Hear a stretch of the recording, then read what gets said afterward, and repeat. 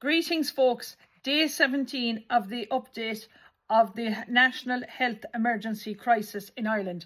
Farmers, consumers and every family in Ireland, listen up. Because this is not just about food, this is about a national health emergency. People have died of listeria, others have suffered chronic food poisoning, families are grieving loved ones, yet instead of accountability, what are we seeing? Only cover-ups and propaganda. Last night on RTE News, Angus Cox claimed Irish farmers are getting over 50% of the price of a litre of milk. This is a dangerous lie. Every farmer knows the truth. They are lucky to see 20%.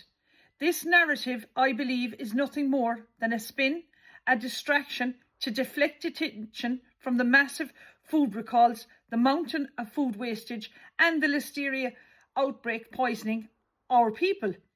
We cannot ignore whistleblowers like Dennis O'Callaghan from Charleville and Cork, a man who risked everything to reveal what was really going on between processors, distributors and retailers. He has even brought the evidence forward to the Consumer and Competition Protection Commission. He is also the National Treasurer of the ICSA and has spoken out to farmers and consumers alike. Later on, I will show you a clip of the interview that Dennis O'Callaghan gave alongside Jackie from the Irish Rural Farmers Association just 3 weeks ago. Their words are proof of what is happening behind the scenes and the truth that's been silenced. Yet 4 weeks after this revelations, the so-called watchdogs, the Food Safety Authority of Ireland and the CPC continue to blame farmers. They have the audacity to claim that supermarkets are doing nothing wrong, while families are burying their dead. They say prices are simply a reflection of inflated farm costs, an absolute insult and a lie. Farmers are not responsible for the inflated profits in the hands of processors, distributors and retailers. And last night with Angus Cox, it was the first time I heard of a food distributor being mentioned and saying that they were getting divided 40% of the price of the litre of milk. Meanwhile, companies implicated in poisoning the public are still trading under sister brand names. A distribution centre with an alleged mice infestation is still operating. Tell me, are they trying to kill us, folks? To poison us and our children, bit by bit, meal by meal, bite by bite. Yesterday, I finally received a polite one-page letter from a member of the Food Safety Authority of Ireland board. A whitewash, a cover-up of a letter. No real answers to the serious complaints I have raised. Let me be crystal clear, folks. If the Food Safety Authority of Ireland board fails to act immediately, they will not be complicit. This will become a criminal matter. We demand the truth, we demand accountability, and we demand protection for our farmers, our families, and for every Irish person who deserves to eat safe food. Enough is enough. So have a look now at the video that Dennis O'Callaghan, the whistleblower, did with Jackie of the Irish Rural Farmers Association.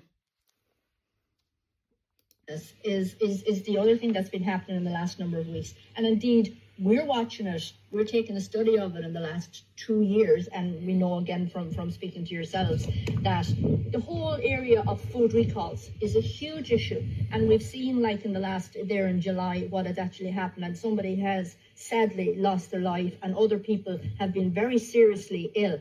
But we seem to be left in a situation that nobody's given us the answers. Okay, the products are recalled, so there's a big flash job on it. But we never know when the products are safe to reuse. We don't know what's happening. And what's your thoughts and what's ICSA's thoughts on that? Look, I had a conversation with the Food Safety Authority in the last couple of weeks, and one of the things that I mentioned to them was that I asked them, has our food chain broken down?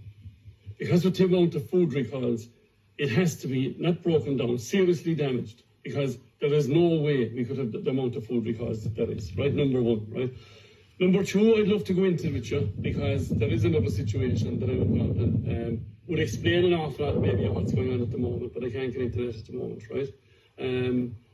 Because the powers that be made sure that I couldn't, right? But we're working on that, and I'm hoping that very soon I'll be able to tell the story because I want to tell that story. Unfortunately, yes, as you say, right? I would put it because of what is going on, if I could put it that way. I know we're at a point, yes, as you said, unfortunately, we've lost a life, and maybe two for all we know. Definitely a lot of people sick and all that. And would you believe it? 8 or 9 weeks ago, 8 weeks ago, I think actually, I was the victim of it myself. I'll tell you something, I once ever before I got food poisoning, back in the 80s, and I'll never forget what I went through with this one. But again, we've been told in the last week that the company involved are back in business and running. But this is the one. Yeah. We haven't been told what they found, where they found it. We have been told it's listeria. Yes. But listeria is something that develops in the food chain. Yes. And that could be down to transporting it or where to store it, or etc. Yeah. Different things can happen. Now again, I have my finger on something there that I mentioned to a senior executive in the company not too long ago. About a finding that I have there, and again I'll go into that at a later stage.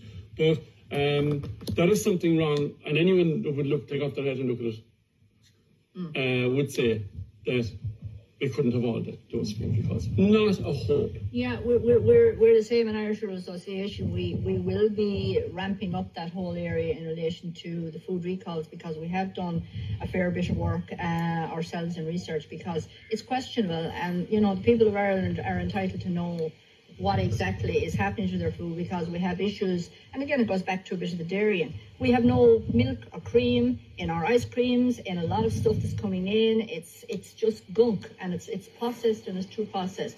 Dennis, look, thanks very much. Sorry, what? Just for one last thing. When you mentioned there about the food, right?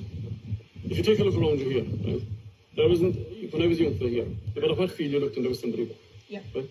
Now you just see that you can take a scan of the piece. There's nobody out there. There's a few dairy cows at the strike network, right? In 2005, I remember being inside one of the discounters and looking at a pack of apples that was being sold for $1.50. And I said to myself, because of my involvement in that, I knew nobody could grow 6 apples, package it and wrap it and sell it for $1.50.